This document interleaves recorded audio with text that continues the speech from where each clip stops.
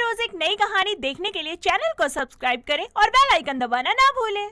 जीविका एक छोटे से गांव में शादी करके अपने पति मनोज के साथ उसके घर आई थी। ससुराल में उसकी 3 नंदे थी और तीनों ननद त्रिमूर्तियों की तरह अलग अलग स्वभाव की थी। पहली ननद अवनी जो कि बड़ी ही धार्मिक थी, समय से पूजा पाठ करना, समय समय पर व्रत करना, मंदिर जाना और लहसुन प्याज का पूरा परहेज करना। दूसरी ननद थी अंतरा जो कि बहुत ही ज्यादा स्टाइलिश और फिट रहने वाली लड़की थी और ज्यादातर डाइट पर ही रहा करती थी। इसके बाद तीसरे नंबर पर आती है पीहू जो कि सबसे छोटी और समझदार थी।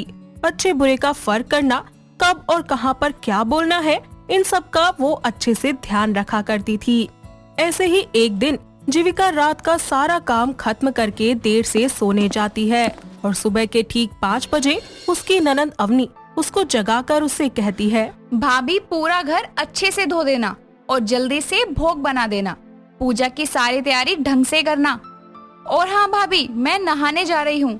और भाभी हाँ, एक और बात, भोग बनाने से पहले खुद भी नहा लेना। बेचारी जीविका किसी तरह मन मारकर अपनी ननद की बात को बिना टाले उसके कहे अनुसार सारा काम करने लगती है।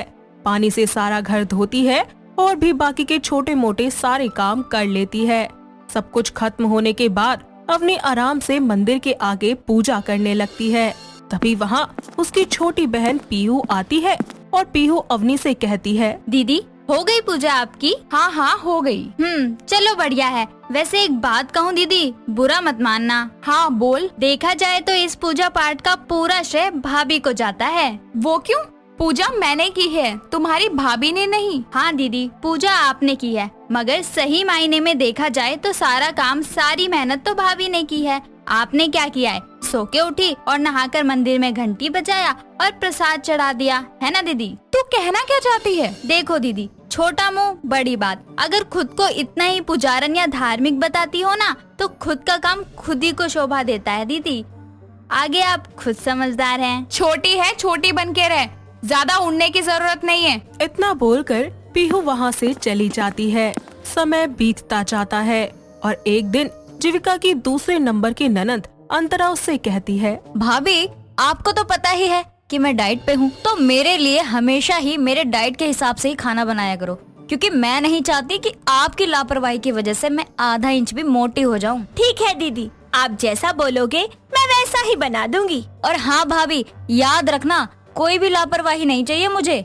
और हाँ, अगर आपकी वजह से मेरा फिगर खराब हुआ ना, तब देखना। जी जी दीदी, आप चिंता मत कीजिए, मैं आपका पूरा ख्याल रखूंगी। आपके खाने में कम तेल डालूंगी, आपको सादा अच्छा सुपाच्य भोजन दूंगी और हाँ, आपकी डिटॉक्स ड्रिंक भी टाइम पर बना दिया करूंगी। ये तो अच्छी बात है भाभी।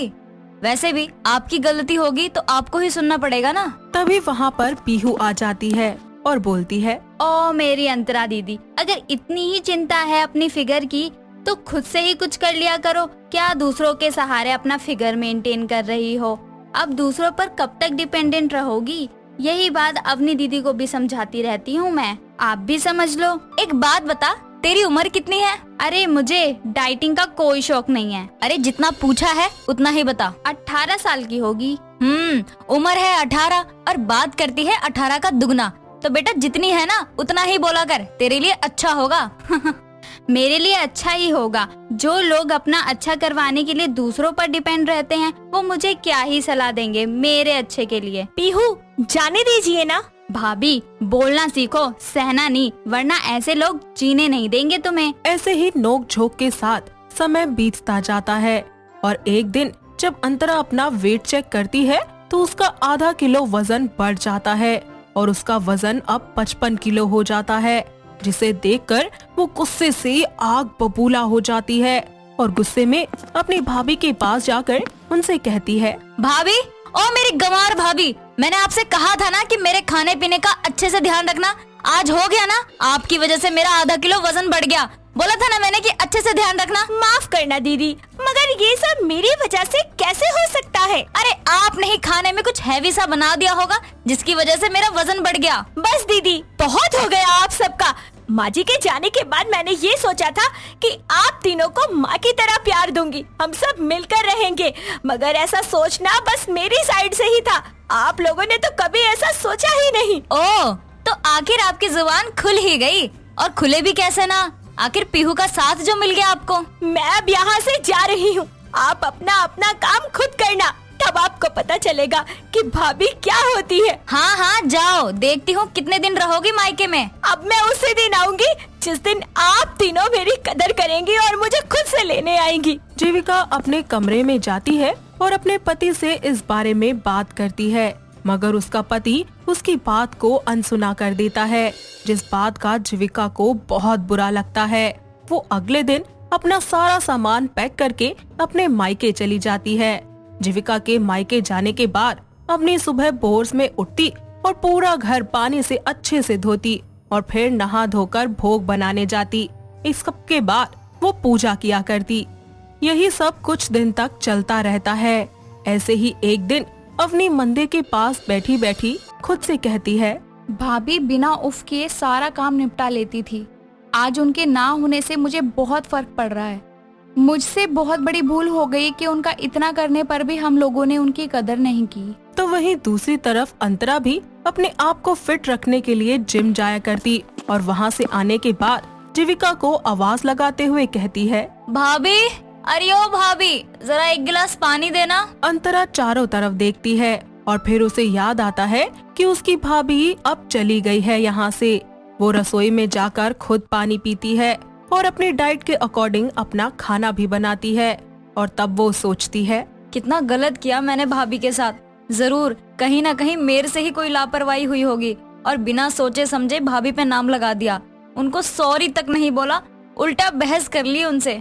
ऐसे ही शाम को अंतरा, अवनी और पीहू तीनों एक कमरे में इकट्ठे होकर इस बारे में बात कर रहे होते हैं कि तभी अवनी बोलती है, देखो, जो हुआ उसे भूलकर हम भाभी से माफी मांग के उनको वापस घर ले आते हैं। हाँ हाँ दी, आप बिल्कुल सही बोल रही हो। मुझे उस दिन भाभी से बिल्कुल बहस नहीं करनी चाहिए थी। चलो बढ़िया है, आखिर इस बात में तो सच्चाई है कि हम उस इंसान की कदर कभी महसूस नहीं होती जब वो हमारे पास होता है, और फिर जरा सा दूर होते ही हमें अपनी गलती का एहसास हो जाता है। तीनों ननंद मिलकर अपनी भाभी के मायके जाती हैं और जीविका से माफी मांगती हैं।